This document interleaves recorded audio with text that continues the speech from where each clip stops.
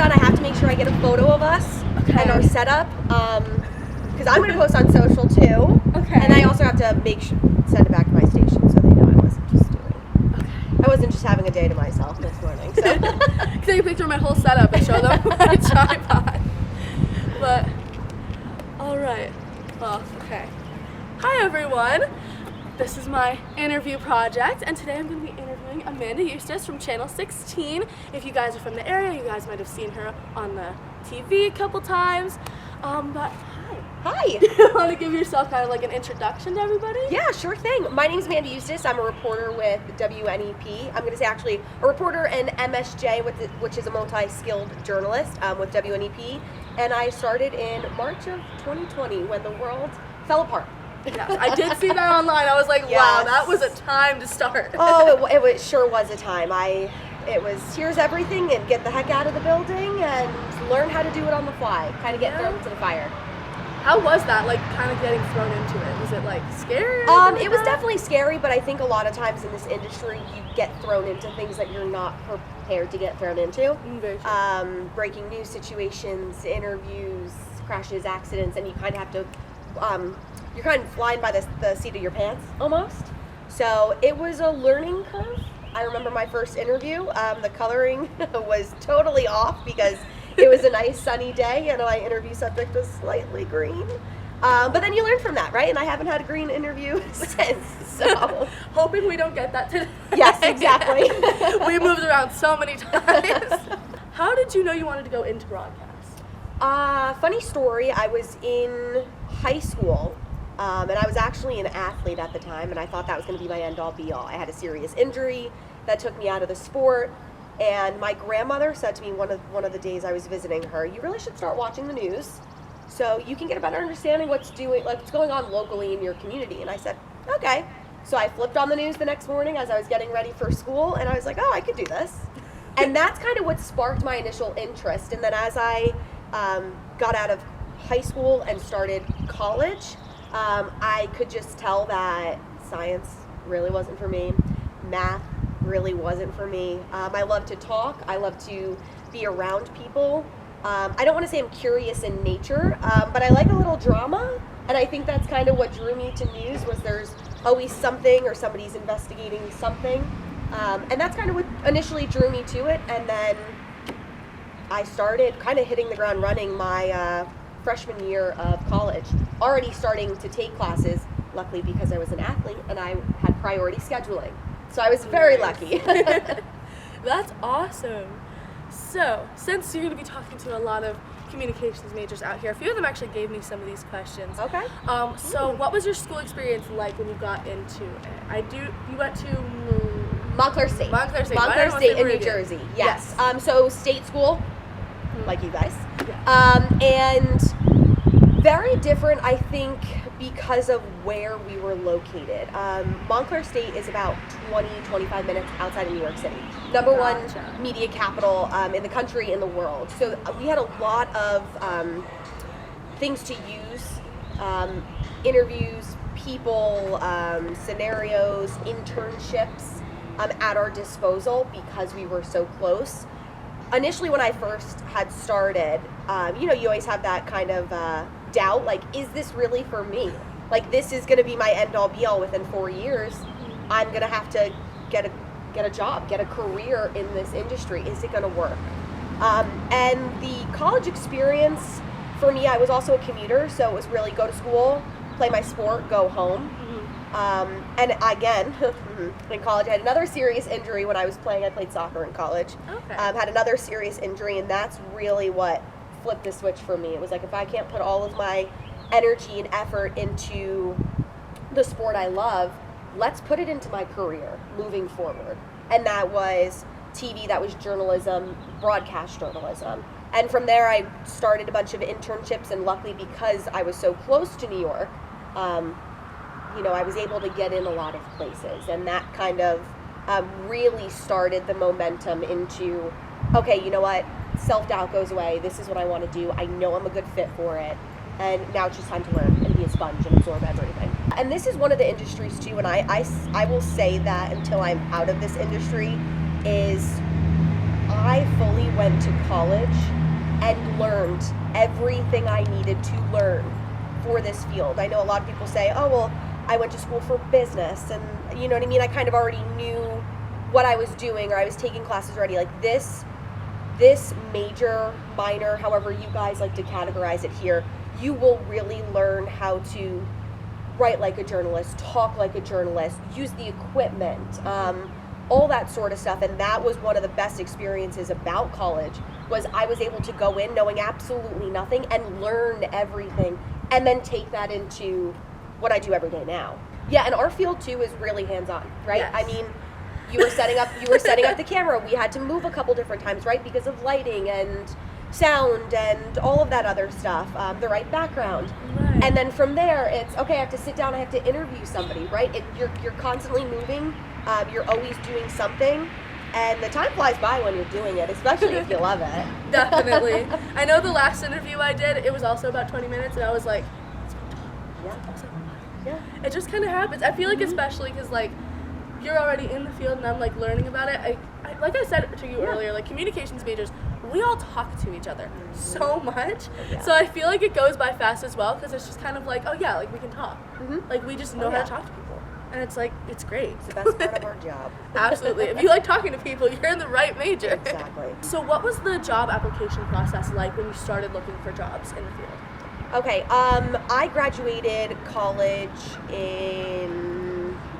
I lied to you earlier. I graduated college in 2019. Wow, I was really dating myself. I told her I graduated college in 2015. That was high school. So I'm not far behind you, just so you know. Gotcha. Oh gosh, I'm really dating myself here. Yeah, so I graduated college at Montclair State in the spring of 2019. And I had already started the application process way before graduation. A lot of jobs out there, depending on what you do, if you want to be a producer, if you want to be, you know what I mean, on-air talent, a reporter, an MSJ, you start that process early, trying to get your feet wet and see which station is a right fit for you.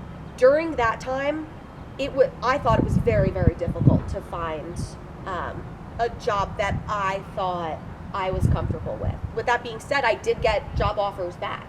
I got a job offer from WJAC in Johnstown, a station up in Utica, but they were just too far for me. I didn't want to leave close to home, and that's one of the biggest things I think you guys still might hear, the students might still hear, is, oh, you have to go 4,500 miles away from home to get your start. That's not the case anymore. When I, was applying for jobs, maybe that was the case. Now, I have never seen more television jobs across the board for anything you want to do in it more than I do now. You guys are in a really, really good spot to find a job when it comes graduation. But for me, it was more of, I think I probably sent out, 55 applications. Whoa. Yeah, and I heard back from, I'll probably say maybe 15 of them. Later, I was already at this job when I even heard back from some places like, hey, you're not a good fit from us. Great, no worries. I already have a job, but thanks. And then I probably heard back at least a handful of them with, we want to hire you, let's move on to the next stage.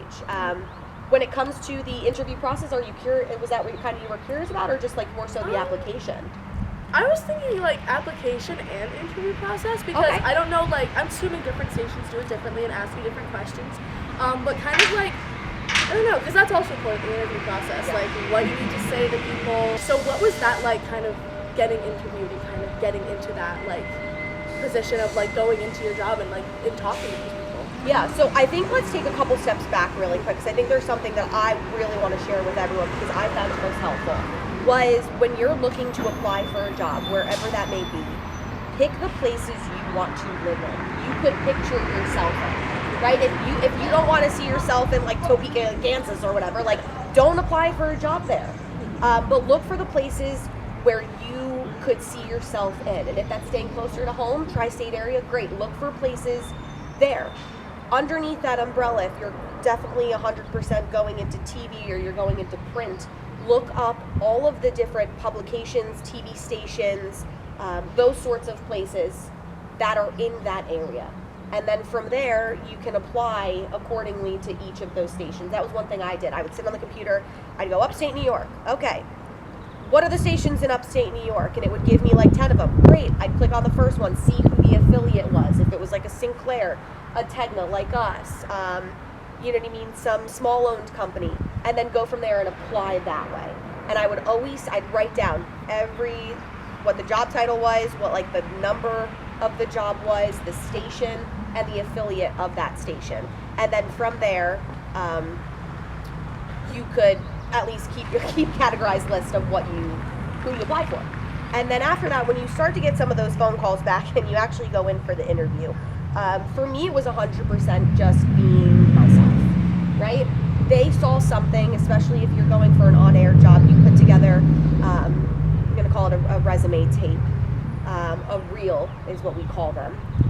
You put together one of those, and they saw something in that sparked an interest in them wanting to call you back to come for an interview. So my number one thing is always be yourself. Don't try to build yourself up. Like, yes, you're green, you're new in the industry, but as long as you want to learn, as long as you want to grow, as long as you're coachable, teachable, people want to hire somebody like that. And especially because it's your first shop, your first TV market, they can kind of shape you the way that they want to shape you. I always use that to my advantage. This is my first job. Granted, yeah, I might be a little bit green, but I can come to your station and you can shape me the way that you want to shape me. You can show me the ways that WNEP does things, right? So that's kind of how I initially would go into every interview, and I'd always make sure I had questions. You always want to make sure you have questions. What does the day look like in my role, or something like that. I would never end the interview with me not asking a question. I always wanted to make it seem like I was more interested as well. So that's kind of how I went about things. Everybody's a little bit different. Sometimes you'll go for interviews. They'll put you on camera and they'll do like a read test with you. Sometimes they will give you current events news quizzes to make sure you're actually staying up to date on your local and national news. That was a big one. You can also be given like press releases, and then they'll say, okay, write me up a reporter package on this. Then write me up like a VOSOT on this. Write me a VO on this. So they'll have you basically write and do the job as if you were going to put something on air or read something on air to see what your writing ability's like, because that's the whole part of the job too. It's half of it's this, and the other half is then actually writing in and making it legible and understanding so the public knows what the story's about and understands it. You need to be able to explain to the public what's going on, or show and tell what's going on behind you. And then you say, listen, we'll get more information and we'll bring it to you as soon as we have it. Because you can only share what you only have, You mentioned one of the questions I have. Okay. Which is, what is your daily routine in your position, and like what's your typical work day like? Okay, so I actually have two. It all depends on if my photographer, Dan Turansky, Dan the cameraman. Oh, we love Dan the cameraman. If Dan the cameraman is on vacation, on a day off, or if he's in with me. So I'll start if he's with me. We typically come in at 9:30 because I don't want to say secluded from the station, but because our station has certain beats, right? We have the Luzerne County beat reporter, the Lackawanna County beat reporter.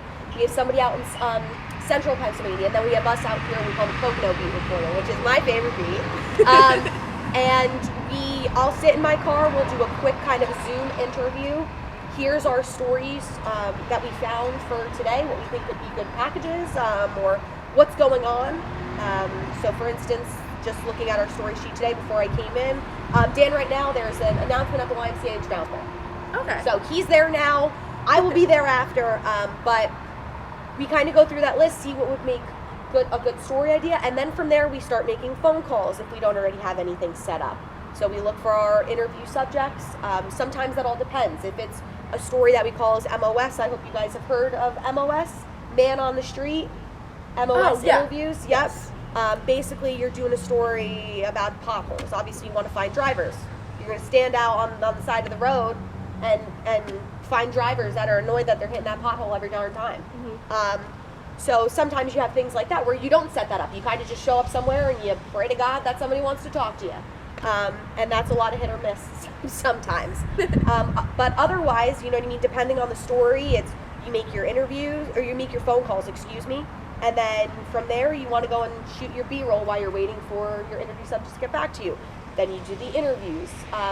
For us, because if you work with a photographer, you actually do 2 stories a day. So you don't just do one story. We do 2 different packages, 2 different stories on 2 different ideas, 2 completely different topics that will air in either our 5, 6, or 7 o'clock shows every day, unless the world falls apart and there's breaking news and it pulls us from that, which news is news, it happens, and sometimes it does happen.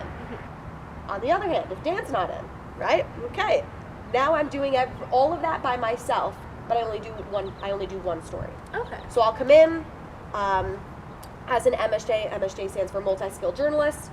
I'll come in, same thing, do my morning meeting at 9:30, pick the story that we're interested in, start making phone calls, go shoot my B-roll. If I need to get other interviews, you know what I mean, that can't be set up, I will go and do those while I'm waiting for an official or somebody to call me back with information.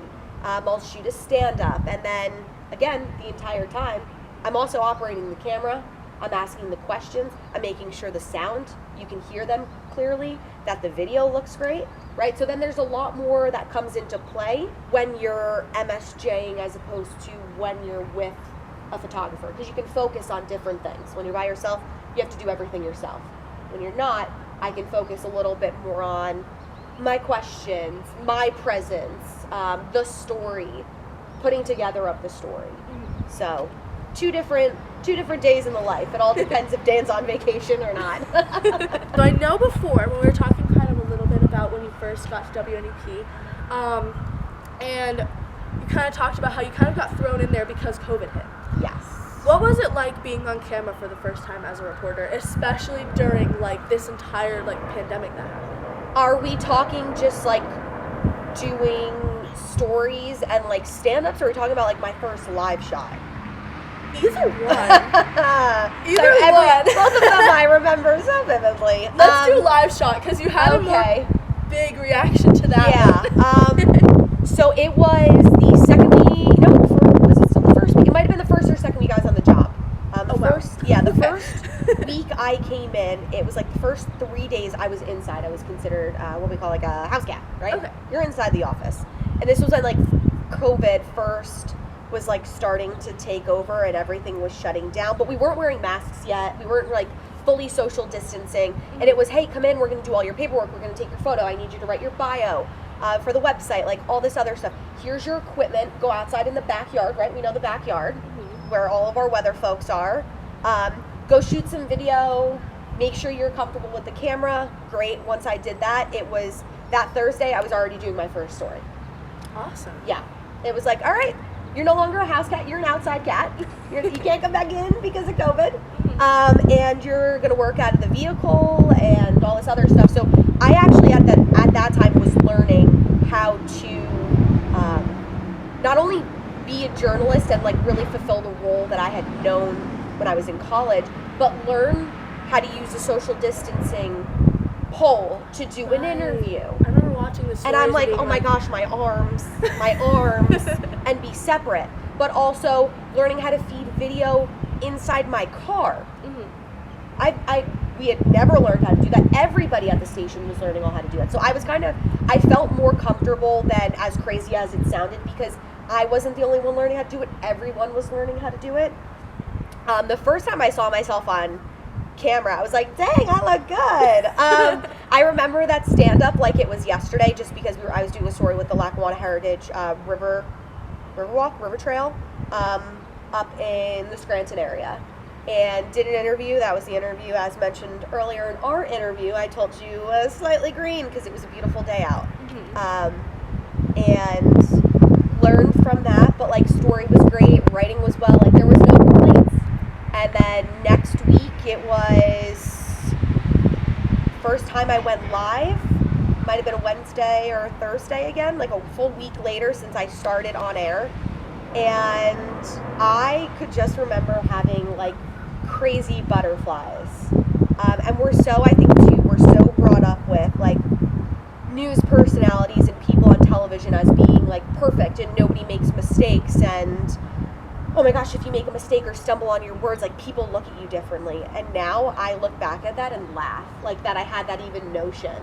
Because I just remember getting those butterflies, like, you can't make a mistake. Like, this is the first time people are going to see you live. Like, you have something to prove.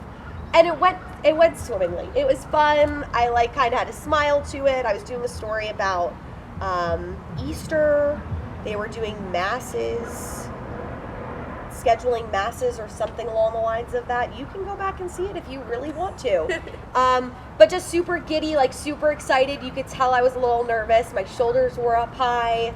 I had the microphone here. My phone was here, and I hate the phone, by the way. I hate live shots with the phone. Sometimes there's nothing you can do if you need your information. But after it was all said and done, it was like I got off a roller coaster, and I was just living on that high and adrenaline.